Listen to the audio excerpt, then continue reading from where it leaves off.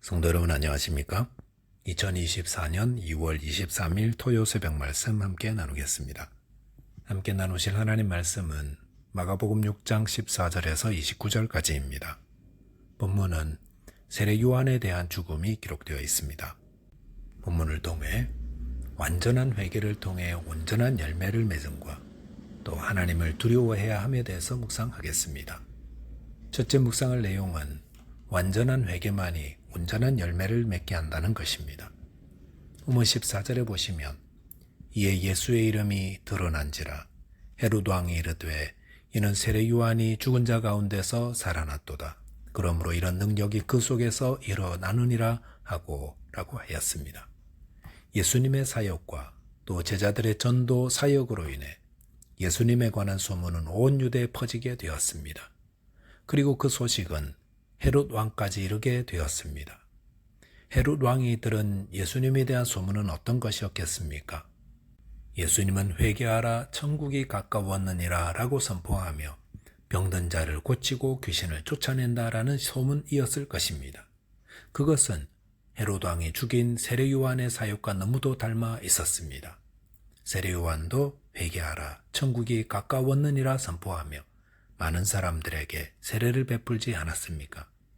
본문 15절에 보시면 어떤 이는 그가 엘리야라 하고 또 어떤 이는 그가 선지자니 옛 선지자 중에 하나와 같다 하되라고 하였습니다.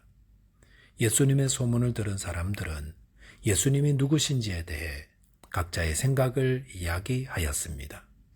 어떤 사람은 예수님은 엘리야라고 했습니다.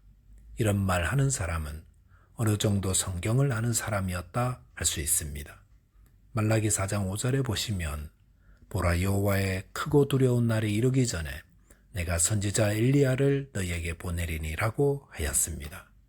이 말라기의 말씀은 세례 요한에 대한 예언인데 어떤 자들은 그것을 예수님에 적용했던 것입니다. 본문 16절에 보시면 헤롯은 듣고 이르되 내가 목벤 요한 그가 살아났다 하더라 라고 하였습니다. 예수님에 대한 소문을 듣고 헤롯 왕과 주위의 신하들이 예수님이 누구신지에 대해 이야기하는 모습을 보면 당시 사람들 사이에 널리 퍼져 있던 미신의 내용을 알 수 있습니다. 그 미신은 당시 사람들은 어떤 사람이 죽으면 그의 영혼이 다른 사람으로 다시 태어난다고 믿는 것이었습니다. 헤롯 왕은 세례 요한을 의로운 자로 알고 있었습니다. 그런데 자신이 이 의로운 자를 잔인하게 죽였다는 사실로 인해 양심의 가책을 느끼고 있었는데 그 세례 요한이 다시 살아나 이전보다 더 큰 능력을 행하고 있다는 소문을 들었으니 그의 두려움은 얼마나 컸겠습니까? 이런 헤롯의 모습은 죄를 지은 자는 양심의 가책으로 인해 결코 평화를 누리지 못한다는 것을 말해줍니다. 그런데 이렇게 양심의 가책으로 자신의 죄를 깨달았으면 어떻게 해야 합니까? 죄를 사해 주시는 하나님 앞에서 진심으로 자신의 죄를 뉘우치며 죄사함을 받아야 합니다. 하지만 어떤 사람들은 양심의 가책을 느끼는 것으로 만족하고 거기서 끝나버립니다. 본문의 헤롯 왕이 그렇습니다. 본문에 보시면 20절에 헤롯이 요한을 의롭고 거룩한 사람으로 알고 두려워하여 보호하며 또 그의 말을 들을 때에 크게 번민을 하면서도 달갑게 들음이러라 하였습니다. 헤롯 왕은 세례 요한이 쓴소리를 했다고 감옥에 가두었는데 그런 뒤에도 그를 두려워하며 그를 보호하였습니다. 또한 그의 말을 크게 번민하면서도 달갑게 들었다고 했습니다. 이런 헤롯 왕의 모습은 전형적인 가시떨기와 같은 마음입니다. 가시떨기 밭은 말씀을 듣고 싹도 나오고 뿌리도 나오지만 세상의 염려와 재리의 유혹과 기타 욕심에 찔려 열매 맺지 못하는 밭입니다.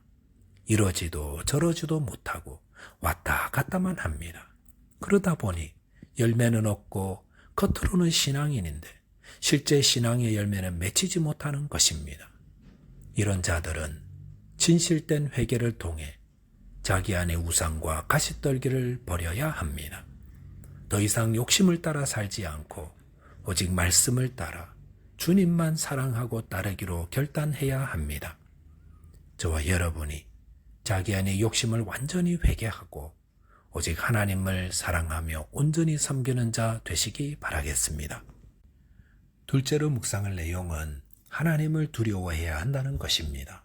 본문 21절에 보시면 마침 기회가 좋은 날이 왔으니 곧 헤롯이 자기 생일에 대신들과 천부장들과 갈릴리의 귀인들로 더불어 잔치할세라고 하였습니다.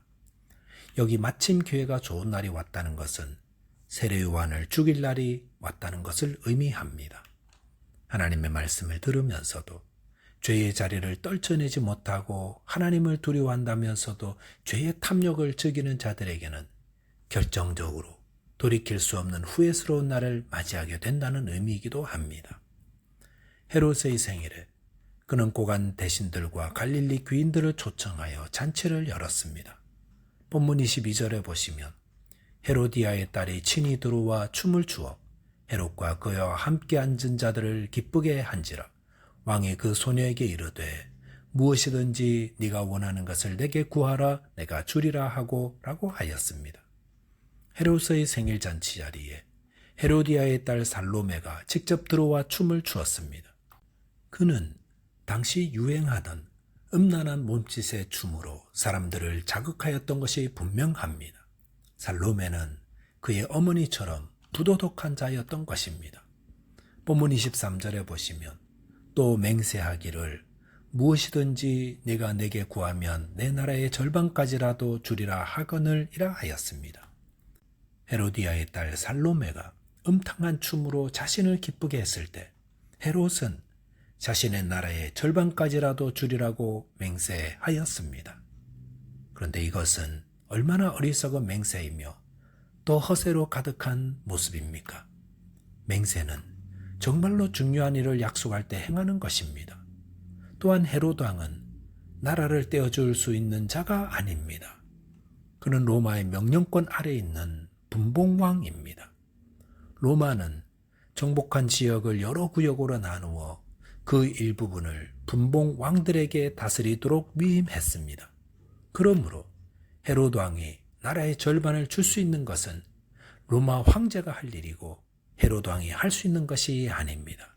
그런데도 헤롯 왕이 이렇게 말한 것은 그가 얼마나 충동적이며 또 허세에 가득한 자인가 하는 것을 말해줍니다.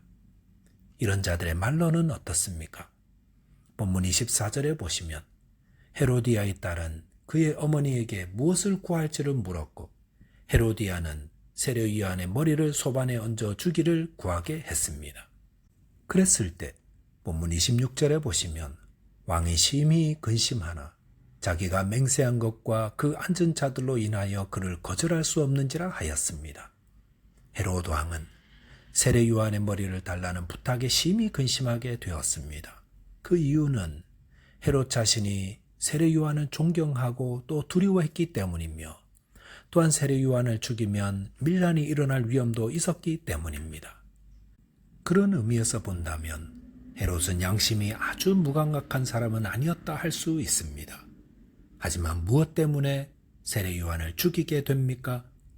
자기가 한 맹세 때문이라 했습니다. 그런데 만약 헤롯이 참으로 하나님을 두려워하는 자였더라면 그는 살인하지 말라는 하나님의 말씀을 더 따르려 했을 것입니다. 하지만 헤롯은 하나님보다 주위의 사람들의 이목과 비난 듣는 것을 더 두려워하는 자였습니다. 그 결과 돌이킬 수 없는 죄를 짓는 자 되고 말았습니다. 우리는 살면서 주위의 이목과 비난 듣는 것을 두려워하는 때가 있습니다. 그럴 때에 무책임한 사람이라 비난 들을까봐, 비겁하다는 손가락질 받을까봐 두려워하면 정작 내가 믿었던 바대로 행하지 못하게 됩니다. 잠언 29장 25절에 보시면 사람을 두려워하면 올무에 걸리게 되거니와 여호와를 의지하는 자는 안전하리라 하였습니다. 참 경건한 자는 하나님을 두려워하는 자입니다. 사람들에게 받는 비난을 두려워하지 않고 하나님 앞에서 어떤 평가를 받을지를 늘 생각합니다. 그러면 안전합니다. 저와 여러분이 하나님을 두려워함으로 죄와 유혹으로부터 안전하게 보호받으시기를 바라겠습니다. 기도하겠습니다. 하나님 아버지, 저희 안에 남아있는 욕심을 온전히 회개하게 도와주십시오.